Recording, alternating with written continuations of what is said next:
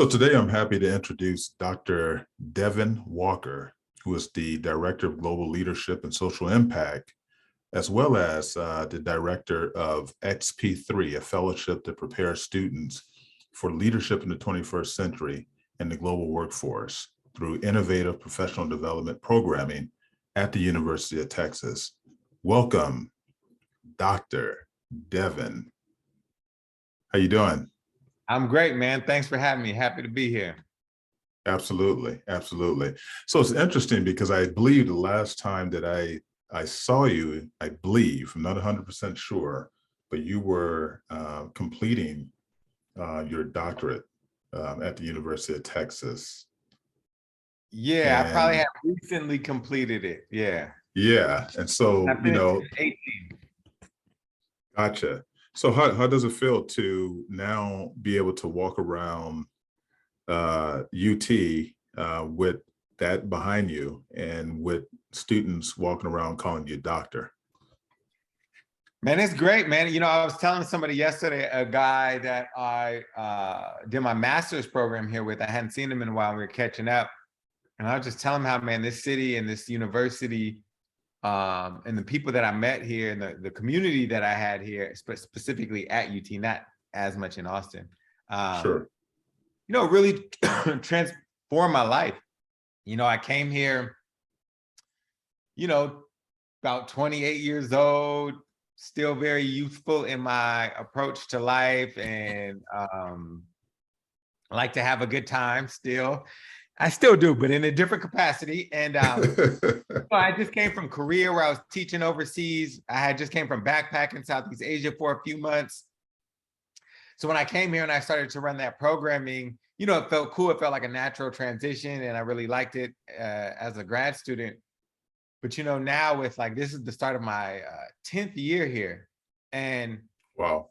I think now, like just looking back over those years and think like, man, you know, I've helped take hundreds of students abroad in the more of the role of like a coordinator. But, you know, in this most recent year, this particular year, you know, I was the professor on the trips, and I took over 120 students abroad, 75 to Dubai and Abu Dhabi, 45 to Cape Town. You know, I'm the professor of a class of 500 students. Wow. You know, now I'm like, you know, instead of just traveling by yourself, I'm traveling, I'm getting paid to travel. I'm taking all these students with me. You know, I own a house here. I got a family now. You know, and yeah, people are calling me Dr. Walker. Like now that's like how I'm known on campus. So just a total transformation of life. So that's kind of a long way to answer your question, but it's been great. You know, this place is treating me really well. Well, it seems like that all stars were aligned for you, given, you know, like you said, your history of traveling globally and then ending up in this program. And this is really what I want to talk about today, because I've been wanting to have this conversation after I saw all the things that this global leadership program has done and how it has really received a lot of recognition campus-wide. And just wanted to tell our audience just a little bit about the Global Leadership and Social Impact Program. Yeah, so it started, I would say, we ran our first program. Dr. Moore, who used to run the division, in 2012, he applied for a grant in collaboration with some other people in DDC as well as Texas Global. And I got like a $60,000 grant from Coca-Cola. So then the following summer in 2013, they went to China. They took me 40-some students to China, worked out really well, had a great time. Dr. Moore was the trip. So then the following year, they decided to do a new trip to Cape Town, right? And similar, amazing trip. Now I came right after that China trip, right? So my task was to kind of really just like take the momentum from that trip, build out some programming, really just try to ramp it up, right? Sure. So then the next year we went to South Africa. I was able to go on that trip, kind of served in the program coordinator role because I actually had studied there as an undergrad student at the University of Cape Town in Cape Town, South Africa. Oh, really? Wow. Okay. Yeah, so I knew the city well. And I was able to facilitate a lot of the programming, different hikes, take them to different museums and stuff. So that was really cool. And if I could just share this story real quick. So when I was in the University of Cape Town, there's this hike called Lion's Head. And I remember going up this mountain, and it's not too long of a hike, maybe 45 minutes to an hour and 15, but there's some different challenging parts where you got to use some chains, where you got to climb up a ladder. And when you get to the top, it's just beautiful. Like there's the Atlantic Ocean over here on this side, there's the Cape Town City Bowl, then right behind you on this side is like Table Mountain. It's just incredible, right? And I remember when I was hiking up that mountain, when I got to the top, this is in 2007 when I was an undergrad student. I'm like, man, like I made it, right? I made it to the top of this mountain. And it was really powerful because it symbolized more than just this mountain. For me, it symbolized making it back to Africa, right? And like coming home to the motherland. And it was something I had always wanted to do since I was 12 years old. And I first got to learn like world history. And I realized in learning world history, they didn't give a shit about the continent, right? We spent 11 weeks on Europe. And then we went to Africa, we spent about a week. And I was 12, but I remember like, that ain't right. Something's wrong with this. They're not going to teach me about this region of the world. I got to go figure it out for myself at 12. So I'd always wanted to go to Africa. So when I finally made it there as an undergrad, I'm hitting this mountain and I'm like, man, like it felt so great to like accomplish this goal. And although I had went to college already and I was in college, it was my last semester in college. To me, like college was more of a societal expectation than like a goal that you develop for yourself. It's like, if you have access to go to college, if you have the grades and you have the resources, you should probably go to help yourself out, your family out, and your legacy out. But, traveling to Africa, that's a very unique goal, right? Not everybody has that. So for me, that felt like the first time I had really accomplished like a huge, big time goal. And I realized that on the mountain. That's when I realized, like, man, I was having this like emotional moment. And I set a new goal of like, man, I got to help other Black and brown kids travel back to the continent or wherever their people are from, right? Because there's something so liberating and empowering that I'm feeling in my body. I got to share this with others. Okay. 7 years later, I'm the program coordinator of this trip to Cape Town with Dr. Moore and these students, about 45 of them, and I'm hiking them up that same mountain, right? And I'm leading the trip. They all go up ahead of me, but I'm like, once I get on the mountain, I'm excited. I was like, man, I haven't been here in 7 years. End up passing all the students, get to the top, and I sat down against a rock and I watched each and every student, most of them Black, get to the top of the mountain. And I just watched their faces. And it was so beautiful because I saw the same thing I saw myself 7 years ago, right? I saw this moment of like, wow, man, I made it. And you could tell it wasn't just about the mountain. It was symbolic of this lifelong journey, for me being the first in my ancestral line to make it back to Africa, to the continent, to South Africa specifically. So that was just a really beautiful moment for me, kind of coming full circle. Yeah, definitely a full circle. Wow. Yeah. So since then, man, I've just been helping them program these trips since 2014 was the first trip that I was on. And every year our numbers would get a little higher and a little higher. In 2018, we took 80 students to South Africa.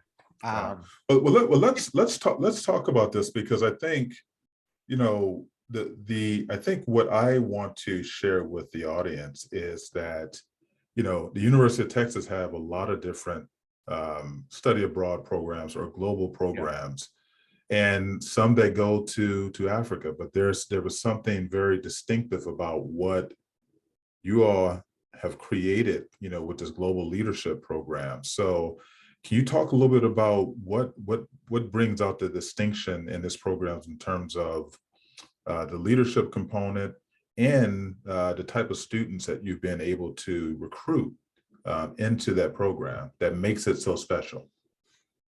Yeah, certainly. So I think first and foremost, it starts with the leadership of Dr. Moore and the fact that people want to follow him. Students want to follow him. He encourages students, they want to go. So as I mentioned, my job was to like build out programming around that, right? How do we sustain Dr. Moore's energy and what he brings to the table? So I think what we really try to do is, That in itself is a tough task, you know, to hey man, it's sustain tough, that but it's, energy. yeah, no, but just picking up different Yeah, yeah, pieces yeah, of it and spreading absolutely. it. So I think first and foremost, it's the locations, right? Dr. Moore, when he was developing these locations, he wanted to put these students in locations that will give them social capital, are also destinations that aren't typically traveled to, but at the same time have this global influence, right? Almost part of like these emerging markets. So that's why he chose Beijing, China, and then Cape Town, South Africa. 90% of college students don't study abroad. One fact. 50% of them that do study abroad go to Europe, right? So what we're doing, and only 5% of Black students study abroad. Over 50-something% of our students, I think about 57 at this point, are Black students. 25-26% are Latino students. And we've gone to Cape Town, South Africa, Costa Rica, Beijing, Abu Dhabi, Dubai, and now I'm starting these 2 new programs this year, Ghana and Senegal. So we're only going to countries of color. And I think so that's first, right? Location, where are you going? And I think when we look at the underrepresentation of students of color in international education, there's often these conversations around like, well, what are the barriers and like, money and fear of racism abroad. And I'm like, well, those 2 things are directly related to where you go. If all the programs are to Europe, they're more expensive. And yeah, white people are racist. So they're going to experience more racism in Europe than they might experience somewhere else. So it's interesting. It's like all the research around students of color is still framed through this like whiteness worldview. And I think that's what we are doing different, right? We're just changing the location, changing the professor as a Black professor, and really targeting students of color, developing a program that speaks to the experiences of Black students. So when Black students go to college, it's for a different purpose, I would say, than the average student, right? It's like you're thinking about your family legacy. You are thinking about, economics. How do you help your family, get a leg up? Or if your family, I'm saying a generation before you already went to college, how do you sustain that? So career is an important piece for us, right? Career is really important. How does your collegiate experience speak to your career efficacy, your career maturity? So when we think about that, that's what many of our Black students are experiencing when they're in college. So how do we build out an education abroad program that centers that? So when we're in Cape Town, twice a week, they go to internships now. It used to be once a week, and just, again, centering student experiences, learning from students, listening to their feedback. They like the internship experience. So now we changed it to twice a week.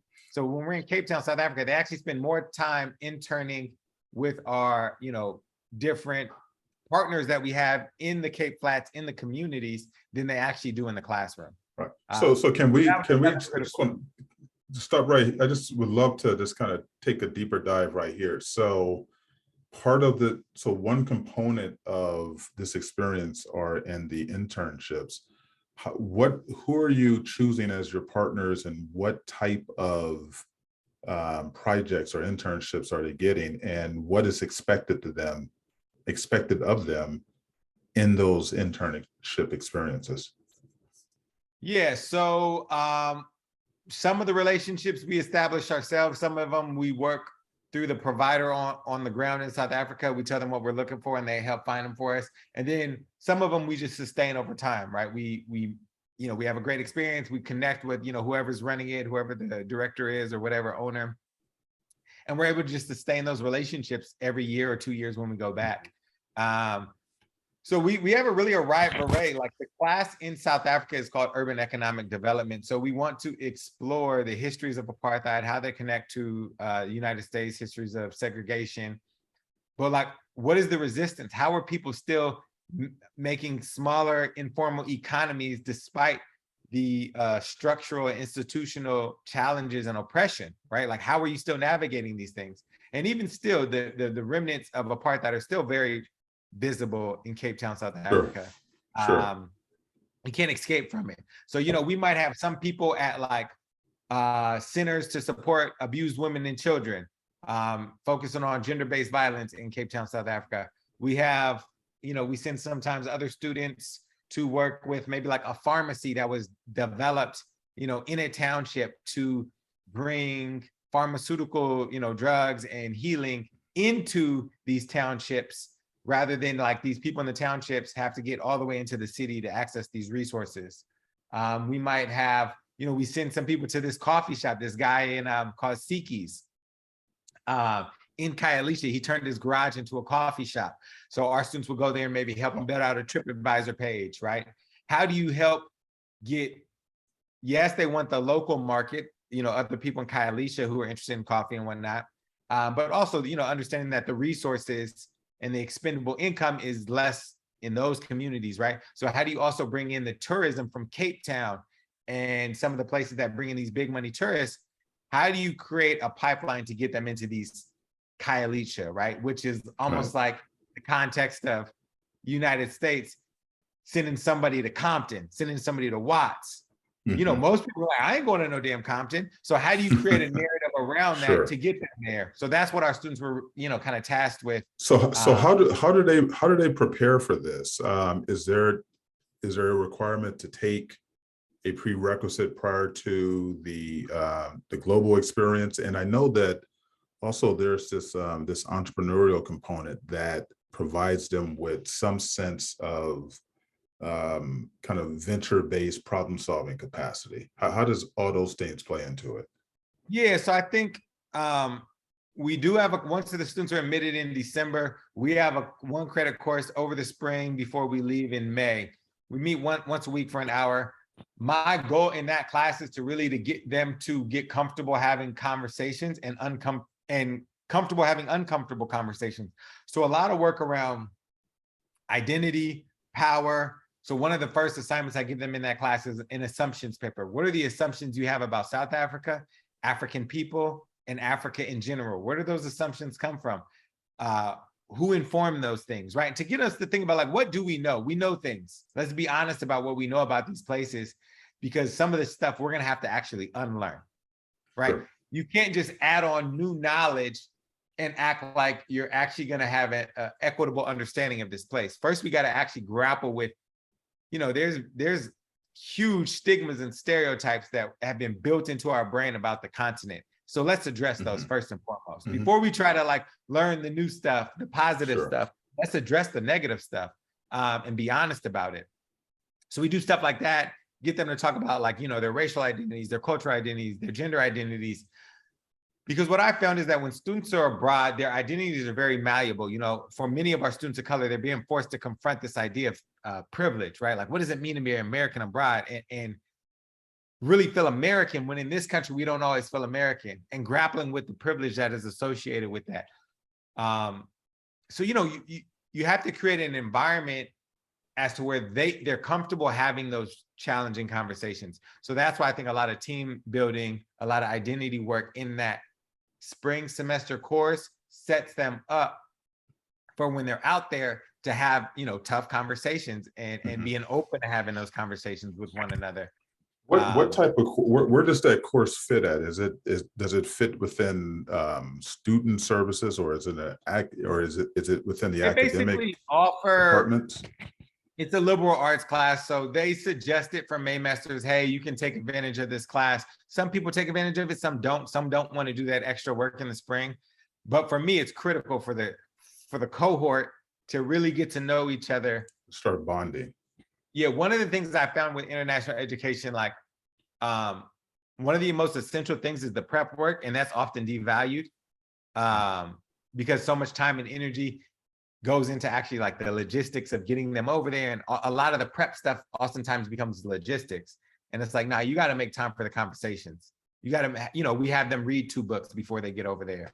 A book about Mandela, and then another book, Trevor Noah's book, right? Different contextual books, one more history, political, but then one more just like cultural in the moment, just to help them, round themselves out.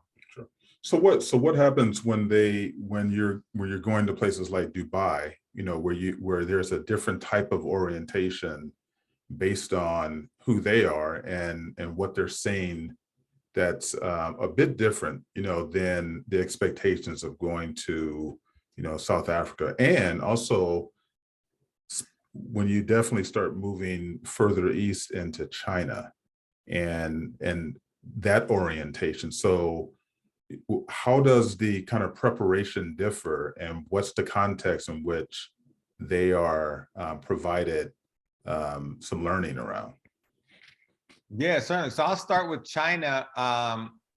I would say, first off, it's always a continual learning process for all of us, even those of us who are leaders. It's not like the curriculum we came up with in 2013 is the same curriculum we ran on our last program there in 2019, right? We're always trying to think about, like, how do we better prepare these students? What can we do more effectively, more efficiently? So one of the things to prep for China, right, we give them some basic language classes. One of the, some of the people who started the program originally, along with Dr. Moore, actually spoke Mandarin. So it made sense for them, to facilitate basic stuff, numbers, greetings, just a little bit of stuff, to help them out when they get out there. Most recently in 2019, that's the last time we ran the program in China. I was the professor of that course. I don't speak any bit of Mandarin besides ni hao. And, but a couple of my students did, right? Yeah. So I tasked some of our students with creating a curriculum around Mandarin. And that was really cool because that also repositioned some of our students as leaders in the classroom. Like a few Latino students you wouldn't be thinking are speaking Mandarin, we're teaching the class along with some actual Chinese Americans. So that was really cool, right? And just another opportunity for them to get to know each other, team build, and spread the power out, right? Spread the power to some of the students so they could be seen in a leadership capacity. In similar cultural work, all right, trying to really think back about what do we know about China? How does our media oftentimes frame China? How has that framed our own experience? What, when we're telling our friends or our mother or our father or our family members about China, what reception are we getting back, right? So to grapple with all these ideas. So I would say that China, I would say that's what we do that's maybe a little bit different from South Africa. Sure. But those programs are run similar. They're both Maymester programs. They're both credit-bearing programs. We go out there for about a month. In China, we intern we've done a bunch of different things with China. At first, we were at a school and the students taught English. We did that a couple times. And then most recently, when I ran it, I tried to build out a little bit more like South Africa. So students had more internship opportunities that might speak to their interest or career interest a little bit more than just teaching English. So we had the students spread out across the city. Some students had to take public transportation for like up to 90 minutes to get to their way to get to their location. Others could walk to theirs.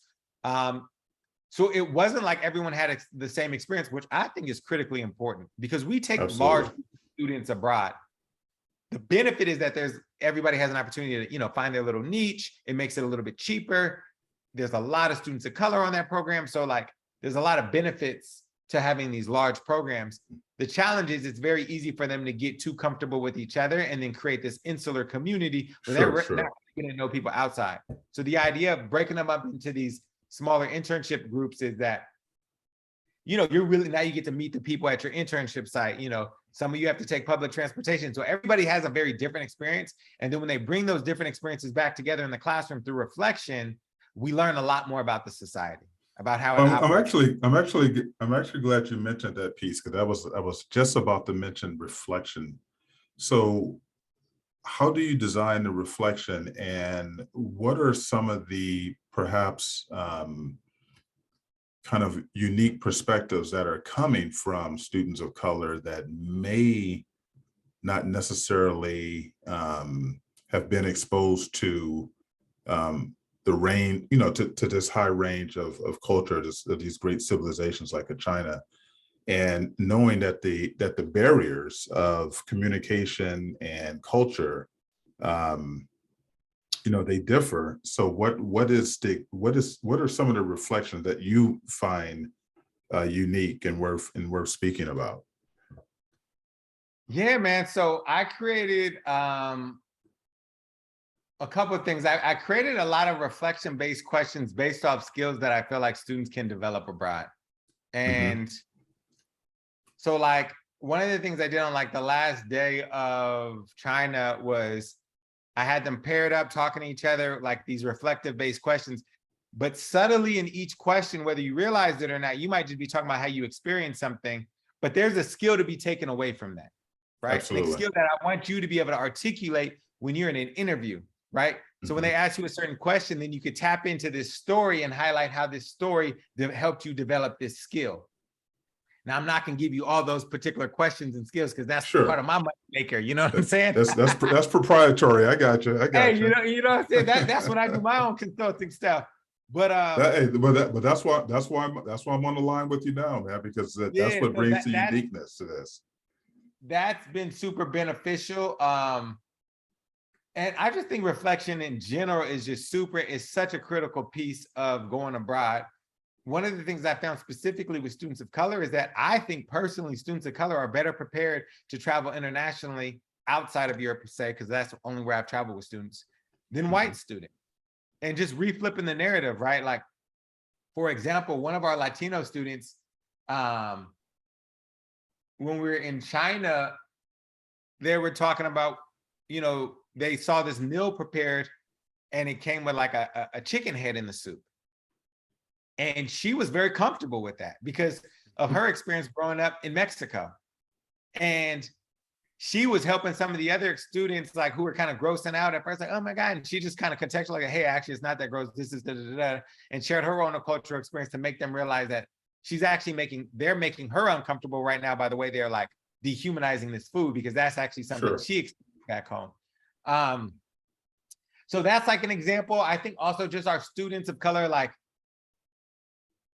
these institutions, UT wasn't built for them, right? Black people were excluded from UT until 50s, right? And they're still struggling. Like if you look at the demands Black students were making in the 50s and the 60s, they're the same demands they're making now.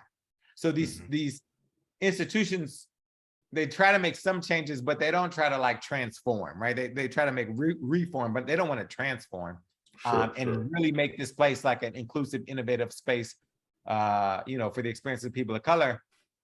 So therefore, our students are actually already used to navigating terrain that wasn't built for them, navigating communities, being forced to walk into a place where their home language is different, right? That what they do in their house is different than the capital that this institution has to offer. So a lot of the skills that you need to navigate a foreign country, a lot of our students, I think, come with, right? Hmm. The difference is that they don't have the narrative as many family members traveling abroad. Most of the time, Black students, in my experience, who have family members who've traveled abroad has been through the military.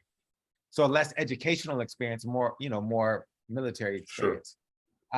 So they don't oftentimes have that confidence coming in of like their ability to navigate these spaces. But by the end of the trip, they're so confident, they want to travel other places, and they do, right? And it's incredible to watch, especially going all the way to like China, because just being able to challenge the dominant narrative about China that our media, shares here. When you go over there and you see it and you experience it yourself, you got to challenge some of that stuff. Like, that ain't true. This isn't true. That ain't true. Right. So with these students, what are they actually telling you? What are they actually conveying in their reflections or in their aha moments that are indicators that of what they learned and how these programs have impacted them? I mean, what are you collecting for your own um, um, sources of kind of return on the program's investment? Yeah, I would say the thing that sticks out the most to me is confidence.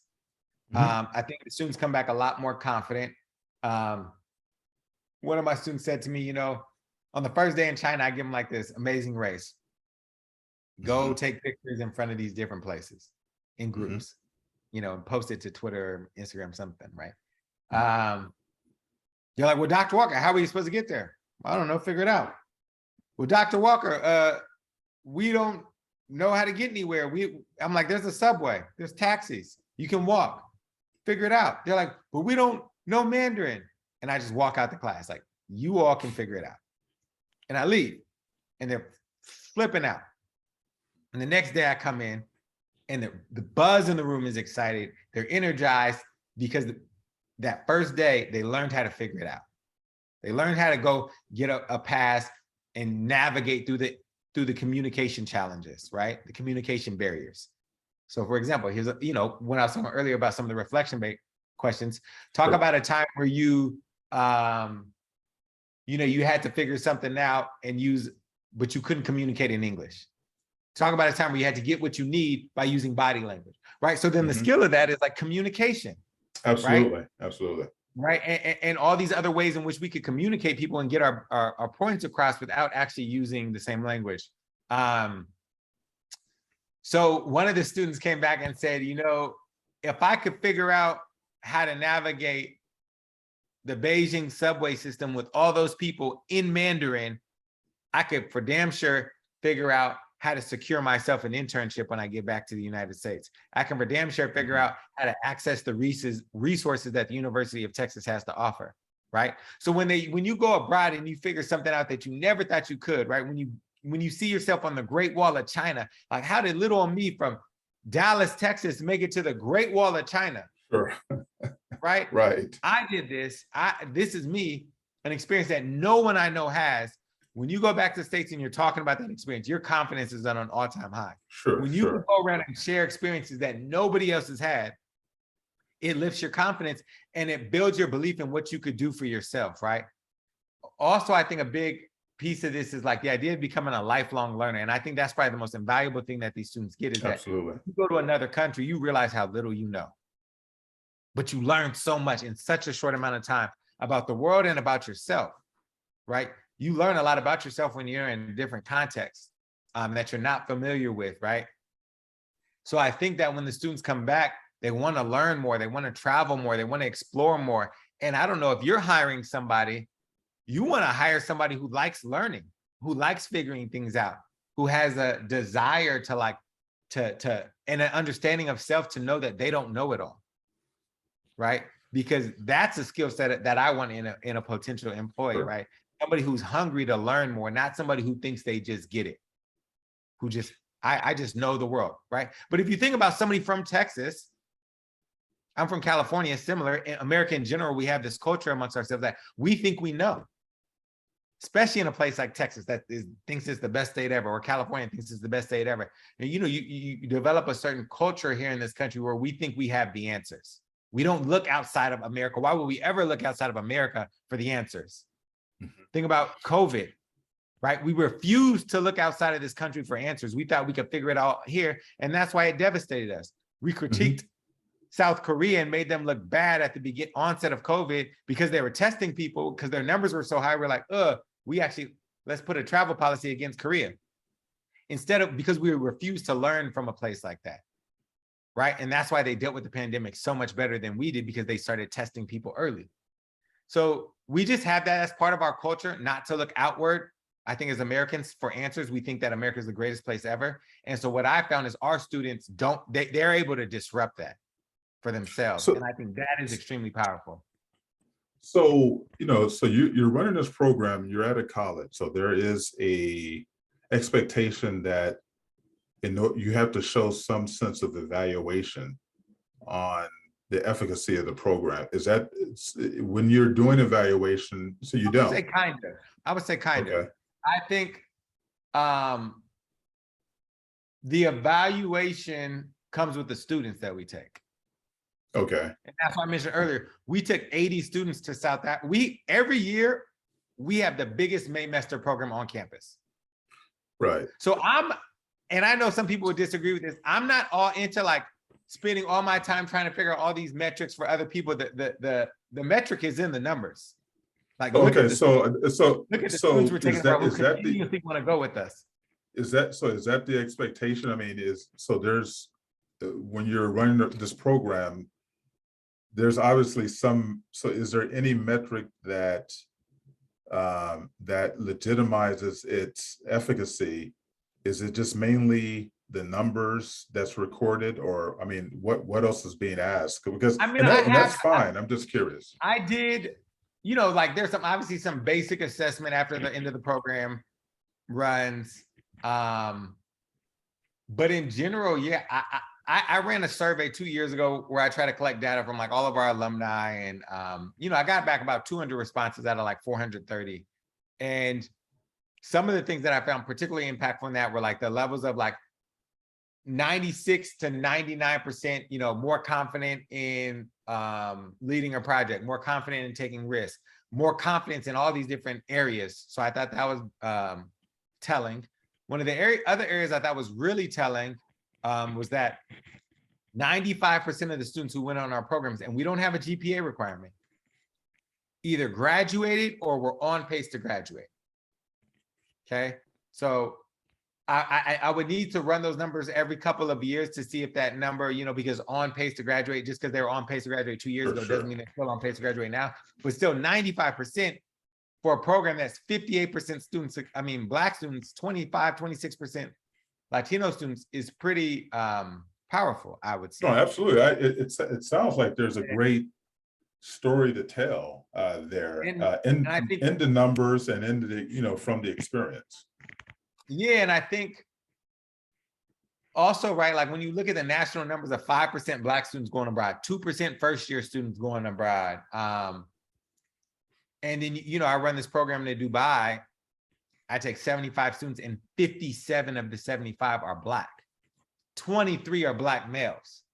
There's no program at UT has ever taken that many Black males, right? Or that many Black students in general. So for me, I personally want to spend more of my time and energy continuously curating program that centers our students and centers their feedback and what they have to say and what they liked about this, or even that destination Dubai was largely built around where do students want to go, talking to them, having that conversation. So my approach is that I know assessment and all that stuff, other stuff is important, but I think because our numbers continuously rank so well, right? Like our highest amount of numbers was 2018 when we took 82 to South Africa and about 20 to Costa Rica. The following year, 2019, I took 40 something to China. Dr. Moore took 50 something to South Africa, and then they took about 20 to Costa Rica. So those are our two highest amounts ever. And then we got hit with COVID. 20, no programming. 21, no programming. We come back in 22 after 2 years off, way less students on campus who are able to actually talk about the programming because they've all graduated, because we haven't had a program since 2019. And then this year, we had the most students ever, 75 in Dubai and 40 something in Cape Town. So that collective number was the highest ever. So after 2 years of, not getting abroad, and you look across campus and these other programs, 5 students, 8 students, 10 students. So to me, those are the programs that need to worry about their metrics, not ours. And that could be my own deficit in my own leadership. And maybe if we have more resources to bring in somebody in to do some more assessment and stuff like that. But they talk about, they like being led by people of color, by professors that they trust. That is critical and important to getting students of color to go abroad. They like the career focus, right? Because I'll talk to a parent.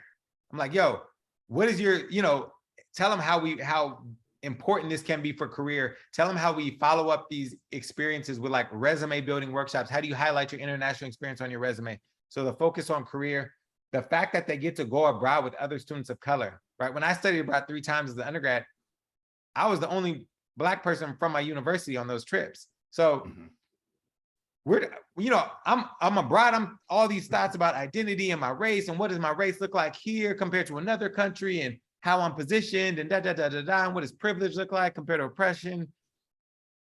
How am I like oppressed by white supremacy in America, but also privileged by it globally? All these interesting stuff, but who am I going to talk to about it? Who understands my experience? Nobody. And if I try to open up and share about it with a majority white group, I can oftentimes feel more alienated. So the fact that we get to go with other students of color, like I think is critical to what helps continuously bring our students back. The large groups, right? I actually just I have a book coming out in a couple months. I'm the Oh, editor of it. congratulations. Thank you. And it's called like, I don't even know the title of it. Historically Underrepresented Faculty and Students in Education Abroad, Wondering Where We Belong, something like that. Wandering Where We Belong. And in it, I have like 10 tips that I've learned from centering Black students in our international programs.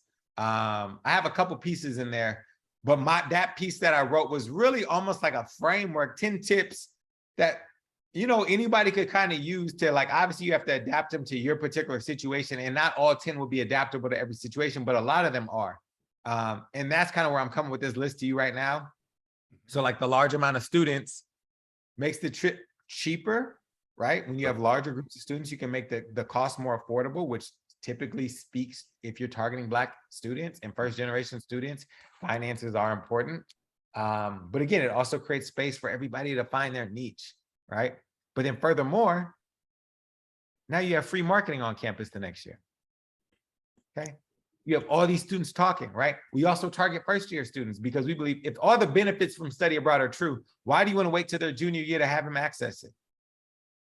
And then you have 1 year back on campus where you can try to put all these pieces to play.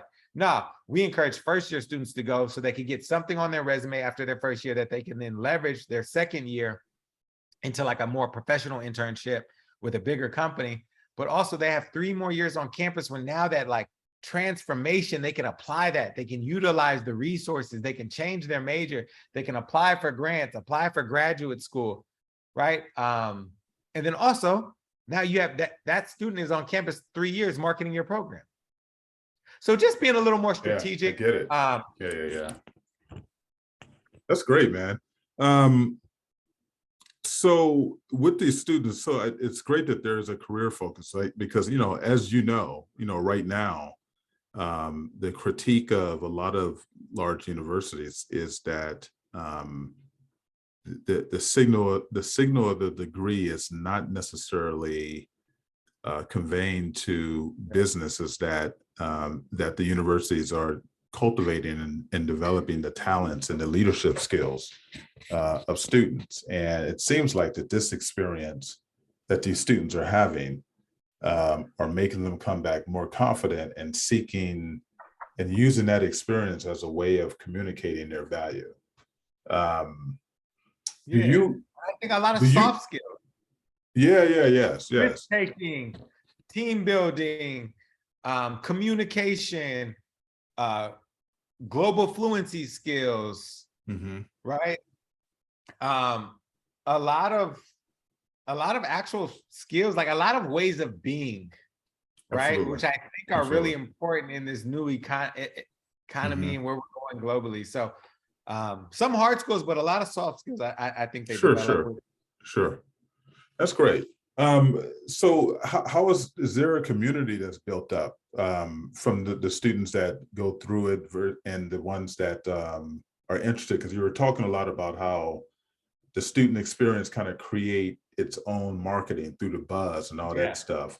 Is there any efforts to kind of create a platform or a container where these students that have these experiences now become part of a community? Yeah, so we have a couple of things. So one of the things that we have, we're restarting this year because we haven't had the opportunity because we haven't been going abroad the last couple of years, is we have like this program called Global Student Fellows. So some of the students who are really passionate about their experience abroad with us and want to contribute towards encouraging other students of color and students in general to go abroad, but also who also want to kind of professionalize themselves in this global space and develop their skill set a little bit more and have a little something more to put on their resume related to globalization. You know, we bring them in, they help us run our programming. We give them leadership opportunities. We also bring in specific, like we brought in 2 different ambassadors to speak with them, to speak about like their role and their experience, but also how to transition into the State Department, bring in global entrepreneurs. That's fantastic, yeah. Yeah, entrepreneurs who work on a global scale to think about like, how do you scale your business to, you know, if you want to be international, you know, just different things like that. I would say that Global Student Fellows, they have access to, so it's both like they give back, but then they also have access to a certain level of content. I developed a podcast called Black with Blue Passports. Oh, wow. I need Yeah. to be more consistent with that programming, but that's another way for students to just kind of tap into like, continual conversations about this stuff. So the students always start like these group me's or whatever, like forms of communication when they go abroad. So the trip we did to Dubai was for spring break. It was only a week, no credit, built more like a MBA type of global study program. And, those students are still chatting it up in there. And, we have follow-up events. As I talked about the importance of prep, post is also important. Like, do these students get an opportunity to reflect on their experience and talk about the skills that they develop? Because, once you get home and you start telling people who didn't go on the trip with you, after about an hour, nobody's that interested because they don't have the tools to ask you deeper questions if they've never traveled abroad. They get that base level questions out, and then after that, you're kind of sitting with your experience for yourself. So this also gives them an opportunity to share those stories and reflect and be in the moment. So we always have follow-up events. We've had a couple with the Dubai group. We're going to have another one this summer. We'll probably have another group with the South Africa as well. So what Dr. Moore did, which I thought was brilliant, he would host these end of the year celebrations in the summertime at his house. And we would order food and all the students would come if they wanted to come. So then, I did the same thing after I led the China trip, just ordered barbecue, invited everybody to my house, played volleyball in the background, just to create that sense of community. So that they know once they get back on campus, we are still resources for you. We still want to help you. We're all in this fantastic. together. Yeah. So we do a lot of stuff like that to kind of keep that culture up. But I think there's a lot more we could do. I think an alumni database is something that I think, especially this year, this is our 10-year anniversary of the programs. I think that's something that we need to lean into. So that there's a way in which students could connect, maybe, even a Facebook group. We used to have a Facebook group, but, Facebook's kind of outdated for the young people these days. Yeah. I think our Instagram account is something that definitely keeps people connected. So I think there's other things that we could definitely do to sustain that sense of community so that they do have a stronger sense of fellowship as they emerge into, their professional world and become like leaders in this professional spaces that they can kind of lean into each other and support each other. Well, I definitely see an upside. And it's great to hear that these are ideas that are on the list, because I think the support and just the opportunities to for these students who are graduating to open up opportunities and pipelines, for those students that are coming off of those programs. And on top of that, it's also potentially a great way for those alumni to come back and donate back into the program to even make the program a little bit more richer. So this is great, man. And this is something that I really thought brought value to a group of students that are often not seen as having interest in the international study abroad program. So I'm assuming that was kind of the rationale when Dr. Moore went and got the $60,000 grant, that it was to say that that there are students of color that are not having the opportunities to venture out into the world and seeing what's possible. Yeah, I think at the core of Dr. Moore's approach was, and what we've tried to really sustain was, the conversation is like, oh, how do we level the achievement gap? How do we get, and it's just always, it still frames us through a deficit perspective. How do we match up to white people? Right? How do we level up? And so I think these programs we took a different approach. How do we outdo them? How do we give our students opportunities that the majority of college students do not have?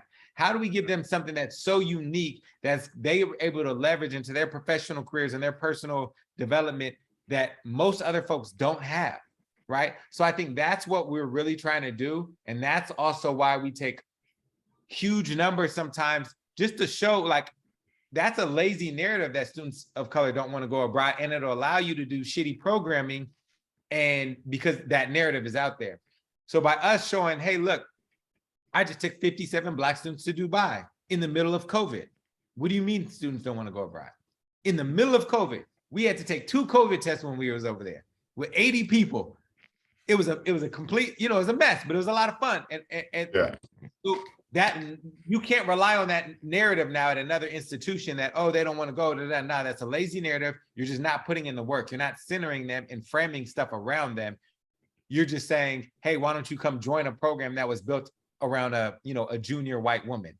That's typically who these programs are built around, right? Well, and that's really what I've always loved and appreciated about the work that you all do in that division, your program and the other programs like the Inclusive Innovation and many more, is that it's not based on a deficit model of trying to close a gap between, students of color and them. It's really about, cultivating their talents and their capacity, to thrive, whatever way that is defined, whatever way that's going to show up in the world. And I think that is really the secret sauce of how you guys do your work there. And so I just want to commend you and thank you for designing and being part of a team that really does kind of center student achievement in themselves and not only believing in themselves, but really developing their own sense of personal intelligence and their own agency to get it done. Yeah. And mind if I could say one more thing about this topic, Sure. It's like pulling back in that stat of like 95% graduate or on pace to graduate, and also understand that most of our students start off as first years. So many resources are put into supporting first and second year students because that's when they drop out, right? But it's always from this deficit framework. Like, how can we, support them? They don't have this or they don't have this. They need this and this. Instead of, what if you gave them $5,000 to go abroad? Right? That will transform everything about them and what they see of themselves and what they think is possible. It's hard to drop out after you've gone abroad. Sure. You start to realize how many resources and things are available to you at an institution like UT once you're forced to confront that privilege and not just confront it like, damn, I got to do something with it. I have opportunities, I have access, like I'm motivated, I want to do something. And it's like simply reframing where we put a little bit of money can completely transform a student's experience. So instead of us looking at them like, how do we like get them up to a baseline, right? Like, let's reframe it and think about like, how do we position them with some transformational opportunities that, are just going to not get them here, are going to go way around that, right? When you have a bigger vision in mind, it's easy to do these little things, right? And I think, for example, when I self-study abroad, I'm never telling you how to apply, how to do this. Like, no, you got to sell the dream first, right? You got to sell this big vision first, and then you get into the hows, but you got to start with the why. And I think if we reframe the way we deal with like first-gen students or students who have a low expected graduation rate and started like with a bigger vision in mind, like what do we want them to actually leave college with? We want them to leave with like career options. And we started there. It might change the way we distribute resources to support them. And I think it could actually have a very transformational impact on these types of students. Because still, what happens to a lot of our students, they graduate and they don't have internships. They don't have options, right? So it's like, is that really moving the needle? Like, no, we have to do something transformative so that when they graduate, they have options. They have a resume with stuff on it. They have skills. They have a network. They have experiences. I love it. And really what you're referring to is actually looking at resources as an investment, to really invest and, let them take that investment and scale themselves. Exactly. And let them shine, in that process, instead of them having to have an expectation of needing to walk through the gateway, which is often what is those institutions are set up to do, is to be a gateway instead of being an investor, in these students. So Dr. Devin Walker, man, I want to thank you for coming on and sharing all that this program is doing. So what do you anticipate the next 5 years looking like for this program? I know you have other programs that you're being pulled into, but what do you anticipate the trajectory of this program going? That's a good question. I especially in this crazy world we live in, I try to stay focused, not lose too much time thinking about 5 years ahead, because the way this world is, you really don't know. But we want to be able to sustain the programming that we have, right? And Dr. Moore took on such a load, going every year, going here, going there. Dr. Kelly took on a big load, always going to South Africa. I've taken on a big load, always traveling every summer. And, you know, we all have families and things that some of that stuff is unsustainable. So it's really about sustaining the programs, finding different dynamic professors on campus who might want to partner, who might have research or career interest in some of these places, who we could kind of pull in and lead, help us lead different programming, so that it could be sustained. So I think that's really where I'm at right now. I think that's an important thing. Obviously, we want to develop new and innovative programming. Like that's that Sweat in Senegal internship program, like getting students paid to be abroad, rethinking the way we think about Africa, the continent. Instead of students going and doing like service learning, they're actually going to go do a professional experience where they get paid. So, you know, just some stuff like that. Yeah, hopefully, you know, a big vision I have is, man, I would love for every Black student at UT to walk out with a passport. So I have some ideas in my mind. Yeah, I love it. That should be that should be a key. Once again, that's a metric right there. Everyone walks out with a passport. Yeah, you know, and at least in my new role, directing the Heman Sweat Center for Black males, that's something that I feel like I can guarantee. At least with the guys in Heman Sweat Center, like y'all all walking out of here with a passport. So yeah, man. Great. Well, thank you very much for your time, man. And I'm calling you man because I consider you to be a friend and someone I have a great deal of admiration for, beyond, you know, the collegial relationship that we have. Just love coming to UT and having the chance to see some of the great work that's being done in the programs in that division. Once again, because it is a approach that is not about working from a deficit, and I love that. So, Dr. Walker, thank you very much, and I'll see you down the road. I'm looking forward to it. Yes, sir. Thank you, man. Let me know when it comes out. You got it, man. You got it. So hold tight. Hold tight. The conversation.